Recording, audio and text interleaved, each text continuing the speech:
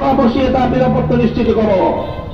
গণভবন, সংসদ ভবন, প্রধানমন্ত্রীর কার্যালয় সহ যেই সকল জায়গাগুলো ফ্যাসিবাদ দখল করে রেখেছিল, ফ্যাসিবাদের দখল থেকে মুক্ত রাষ্ট্রীয় সেই সকল স্থাপনাগুলোর নিরাপত্তা এবং তার সৌন্দর্য আমাদেরকে আবার ফিরিয়ে আনতে হবে। আমি বলবো, প্রতিটি মন্দিরের কাছে, প্রতিটি দেবতার সামনে, প্রতিটি গির্জার সামনে আলেম সমাজ, ইমাম সাহেবদের নেতৃত্বে মানব বন্ধন তৈরি করে রাত এবং দিনে 24 ঘন্টা পালাক্রমে শিফটিংয়ের মাধ্যমে ডিউটি করে আপনারা সংখ্যালঘুদের নিরাপত্তা নিশ্চিত করবেন। প্রতিটি মার্কেটে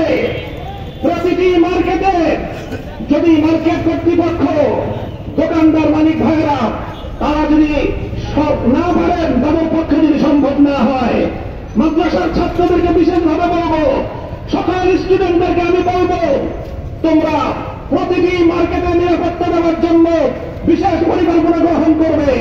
প্রতিটি মার্কেটে সারা রাত পাহারা দিয়ে দুর্বৃত্ত এবং ডাকাতদের হাত থেকে এবং সাবোটাজকারী পরাজিত শক্তির আক্রমণ থেকে আমাদের ব্যবসায়ী ভাইদের জান মাল এবং তাদের সম্পদের নিরাপত্তা নিশ্চিত করতে হবে।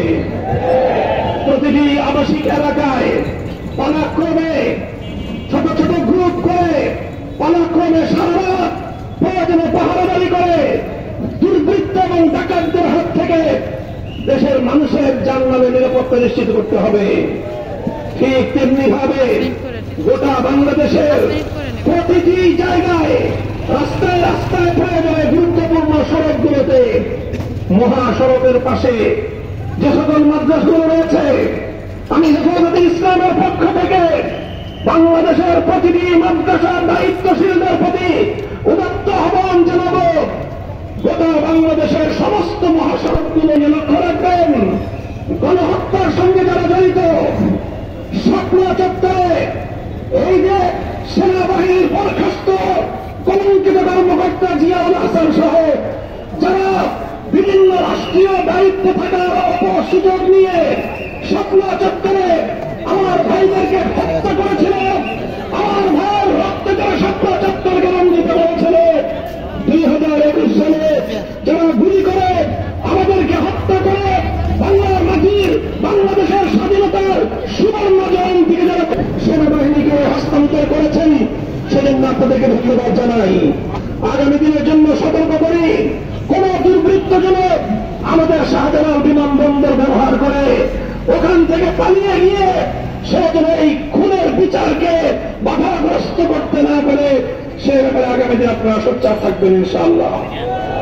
সংগ্রামী সাথী ও বন্ধুগণ, এভাবে হেফাজতে ইসলাম বাংলাদেশ জাতীয় এবং মিল্লাতের প্রতিটি দুর্যোগে জাতীয় নেতৃত্বের দায়িত্ব কাজে তুলে নিয়েছে।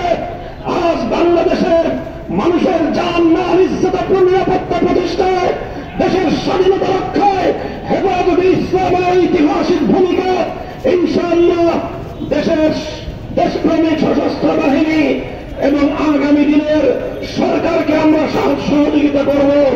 মনে রাখতে হবে, হেফাজতে ইসলামের দীর্ঘ ত্যাগ এবং কোরবানিকে অবমূল্যায়ন করে বাংলাদেশে কেউ এই জাতিকে সঠিকভাবে নেতৃত্ব দিতে পারবে না। সুতরাং হেফাজতের নেতা কর্মীদের শত শত নিরীহ এই আলেম ওলামাদের রক্তের সঙ্গে যেন গদ্দারি না করা হয়, সেজন্য আমি বঙ্গভবনকে সজাগ থাকার উদ্যত আহ্বান জানাচ্ছি।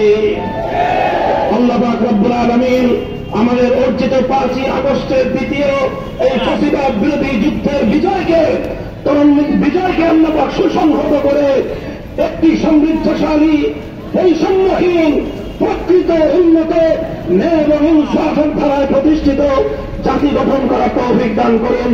ওয়া আখিরু দাওয়ানা আলহামদুলিল্লাহি রাব্বিল আলামিন। নাসরুম মিনাল্লাহি ওয়া ফাতহুন করিম। আসসালামু আলাইকুম ওয়া রাহমাতুল্লাহ।